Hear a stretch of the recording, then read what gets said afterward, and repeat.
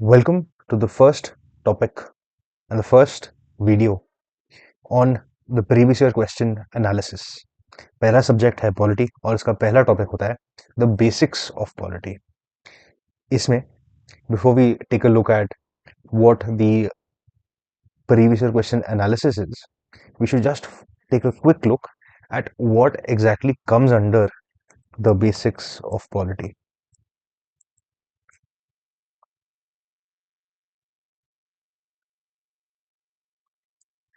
तो पहली बात इसमें आपको ये मालूम होना चाहिए कि स्टेट और कॉन्स्टिट्यूशन और गवर्नेंस इनका मतलब क्या है और इनका डिफरेंस क्या है.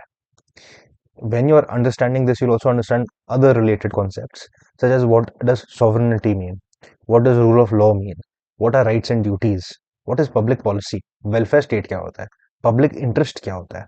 ये again ये basic concepts है just so that you have a firm grasp of knowing what the technical meaning of the terms written in your questions and in your answers are. इसके बाद you read what are the sources of law. Sources of law में आप basically ये देखते हो कि जैसे कि you see the constitution as a source of law. You will see that legislation itself is a source of law. You will see कि कुछ डेलीगेटेड लेजिस्लेशन भी होता है. यू विल सी इसके अलावा भी कि कस्टम सोर्स ऑफ लॉ का मतलब क्या होता है as a source of law. अगर कोई कॉन्स्टिट्यूशन कन्वेंशन है तो उसका क्या मतलब है, क्या वो लीगली इन्फोर्सेबल है. इंटरनेशनल लॉ क्या होता है, ट्रीटीज क्या होते हैं, एग्रीमेंट्स क्या होते हैं, हाउ आर दे डिफरेंट, है ना. कि what does a literal rule interpretation mean. And ये बेसिक चीजें जो हैं इसमें, जैसे कि आप ये भी देखें कि नेचुरल लॉ थ्योरी क्या होती है. इसमें बेसिक ही देखना है, जस्ट मतलब समझना है, सो that when you read that a certain tribunal uses the principles of natural justice, you already know what natural law means, so you're not confused about it and you're not just memorizing it. After this, you will basically be, in my opinion, be studying what the legal systems are in India and उनके classifications क्या होते हैं. इसमें just so that again you have an understanding of the technical terms कि public law क्या होता है, private law क्या होता है, सिविल लॉ क्या होता है और क्रिमिनल लॉ क्या होता है, उन दोनों में फर्क क्या है.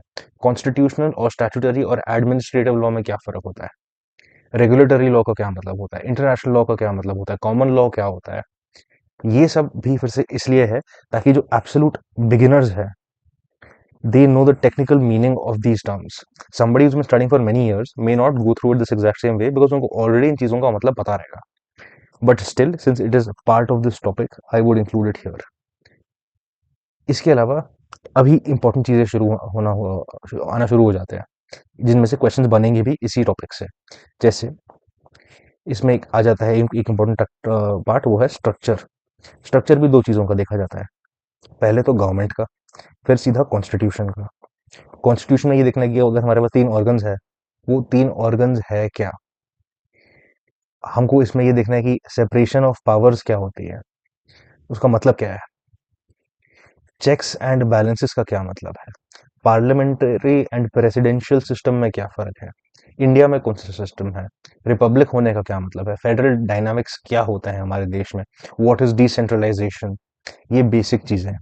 ये होने के बाद जब आप कॉन्स्टिट्यूशन देख रहे हैं, इसमें भी फिर से मोस्टली जो फैक्चुअल एग्जाम्स होते थे, जैसे कि पुराने जो अभी जो स्टेट एग्जाम्स होते हैं, या उसके अलावा एसएससी का जो एग्जाम होता है, और even the civil service examination, specially around before 2010, the questions that used to come, a lot of those factual questions had a very basic thing that they were asking, which is knowing how many parts we have, what each part is, how many articles do we have, how many schedules do we have, what does each schedule tell you about the constitution, what have the basic amendments of the constitution been. ये चीजें. इसके अलावा I also recommend that यहाँ पे you include something called the constitutional history of India. So here you basically study those pre-independence acts that you also study in modern history, जैसे कि government of India act 1919, या और perhaps you'll also be reading यहाँ पे the regulating act of India 1773. These again are very basic and they're just important for you to uh, know how we have evolved, not just constitutionally but also legally in the country. Then I will recommend that you study something called types of majorities. Types of majorities. And the reason you should study this is because आपको काफ़ी बार a lot of these terms are thrown around and their definitions are just a one line somewhere in whichever textbook you are reading, which makes it difficult for you to have a very clear idea कि है क्या क्या. जैसे कि आपको मालूम होना चाहिए कि सिंपल मेजोरिटी क्या होती है, उसका कोई डेफिनेशन होता है. एब्सोल्यूट मेजोरिटी क्या होता है, इफेक्टिव मेजोरिटी क्या होता है, स्पेशल मेजोरिटी अंडर आर्टिकल 368 का क्या मतलब है, कोरम का क्या मतलब है. ये बेसिक चीजें just again so that when you are reading other topics you very very well aware कि उसमें क्या क्या आता है. Now let's take a quick look at the analysis itself. Analysis के लिए I have also given you the questions themselves. इन questions में आप खुद भी सॉल्व करके देख सकते हैं, मैंने आपको आंसर की भी दी है, मेंस के क्वेश्चंस भी डाल दिए गए हैं यहाँ पे. सो ये टॉपिक में you can answer all these questions. There are around 48 questions. Questions you can go through by yourself. हम पहले ये देखते हैं कि एनालिसिस क्या है और उससे हमको मालूम क्या पड़ता है. पहली बात तो मैंने आपको ये टेबल दिया है, क्वेश्चन नंबर साथ में दिया है, ईयर कौन सा था, किस थीम से आया, सब टॉपिक कौन सा था, डिफिकल्टी कैसी थी, whether whether the question was current affairs का या स्टैटिक का या मिक्स्ड क्वेश्चन था, नॉलेज क्या टेस्ट कर रहे थे, उस नॉलेज में कोर कॉन्सेप्ट क्या था, अगर कोई यूपीएससी ने ट्रिक इस्तेमाल किया है, and what are the common mistakes that most aspirants make. ये this has been done for every single question. You can go through this and you should while as you're solving it, but I will quickly take you through what we can learn from this so you have something actionable to do, ताकि आपकी पढ़ाई थोड़ी और streamlined हो जाए. इसमें हमको पहले ये समझ में आता है कि लास्ट 10 ईयर जो 48 क्वेश्चन है उसमें से लास्ट 10 ईयर्स में अप्रोक्सीमेटली 23 क्वेश्चन आए हैं, मतलब ऑलमोस्ट हाफ. तो इसका वेटेज बढ़ते जा रहा है, गिर रहा बिल्कुल नहीं है. इसमें जो थीम्स से क्वेश्चन आए हैं ये आपके लिए थोड़ा इंपॉर्टेंट है देखना कि पहली बात तो अमेंडमेंट्स के बारे में, फिर पॉलिटिकल थियोरी के बारे में, constitutional and legal history, structure of the constitution, इसमें क्वेश्चंस मोस्टली प्री 2010 ज़्यादा आते थे. फॉर्म्स ऑफ गवर्नमेंट, पार्लियामेंट्री क्या है, प्रेसिडेंशियल क्या है, फर्क क्या है, वो सब. Concept of a welfare state and what constitution provisions confirm that we are one, and what are are borrowed features. सबसे ज़्यादा टाइम हम लोग लगाते हैं इसमें, borrowed features, because it is the most interesting part and we tend to ignore these things which have so much more weightage. ये सिर्फ 2% है 48 क्वेश्चन में से. ये मतलब एक क्वेश्चन, 47 क्वेश्चन तो बाकी जगहों से आए हैं within this topic. So we should also allocate our time accordingly. इसमें I also given you the recurring concepts within these themes, जैसे कि we know that the constitution history is a important theme, but उसमें भी government of India act 1919 and 1935 is very important. It is the most important. It record it repeats the most. So अगर आपको by chance confusion हो रहा है 1813 की act में and आपको ये समझने में ज़्यादा टाइम लग रहा है और आपको 1919 के प्रोविजंस में भी ज़्यादा टाइम लग रहा है, I will recommend you spend more time here. That does not mean that you get to ignore this, because ये मॉडर्न हिस्ट्री का भी पार्ट बनता है. तो in general it is important. This is the other part of this analysis, which is concept network. This you understand as you're also solving other बाकी topics जब आप देख रहे होते हो, बाकी सब्जेक्ट्स जब आप देख रहे होते हो, यू विल सी दैट एक तो इन्हीं क्वेश्चंस में भी काफी सारे क्वेश्चंस को आंसर करने के लिए सिर्फ जो बेसिक्स ऑफ पॉलिटी है ये काफी नहीं है. You will have to know some concepts from federalism, from judiciary, from local government, modern history. ये सब आपको मालूम होना पड़ेगा to answer these questions. Apart from that, if you study the basics of polity properly, you will be able to answer questions from here as well, even if you have not studied these as thoroughly, which also means that when you're revising these subjects, your basics of polity will also get revised. So you don't have to spend too much time coming back to this unless you have forgotten something, or if your revision proves to you कि आपको ये topic ढंग से याद नहीं है, क्योंकि in general आप जब बाकी के टॉपिक्स पढ़ रहे होगे ये ऑटोमेटिकली आपका रिवाइज हो जाएगा. इसके अलावा मैंने आपको एक कवरेज हीट मैप दिया है ये बताने के लिए कि आपको क्या पढ़ना है और किस क्या ज़्यादा पढ़ना है. इसमें भी मैं यहाँ पे ये रेकमेंड करूंगा, ये वाली चीज़ें तो ऑब्वियस है जो ओकेजनली टेस्ट किया गया और जो फ्रीक्वेंटली टेस्ट किया गया, जो रेयरली और नेवर टेस्टेड है. इसमें जो लीगल सिस्टम एंड क्लासिफिकेशन है, again these things are not really important for your prelims.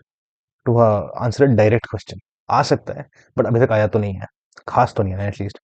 So you should still read this just so that you have a better context if these terms are ever thrown at you in any question, or if you want to give these terms in any of your mains answers to make your answer more technical.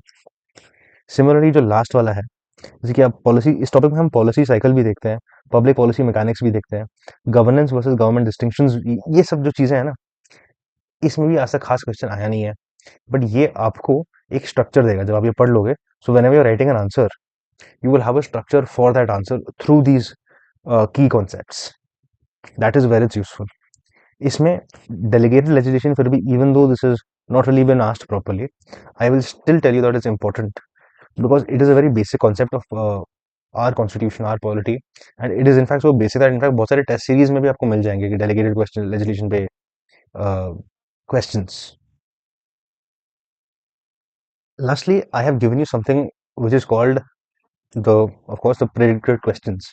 ये जो predicted questions हैं, ये दो चीज़ों पे based है। एक कि व्हाट हैज बीन आस्क्ड, ये पूछा क्या गया है, and what is due to be asked, which means अगर कुछ जो पहले ज़्यादा पूछा जाता था और लास्ट फ्यू ईयर्स में कम पूछा गया है तो वो इंपॉर्टेंट हो जाता है। या अगर कोई टॉपिक बहुत बार आया है बट उसके एडजेसेंट कॉन्सेप्ट्स भी है जो पूछे नहीं गए हैं, वो भी इंपॉर्टेंट हो जाते हैं।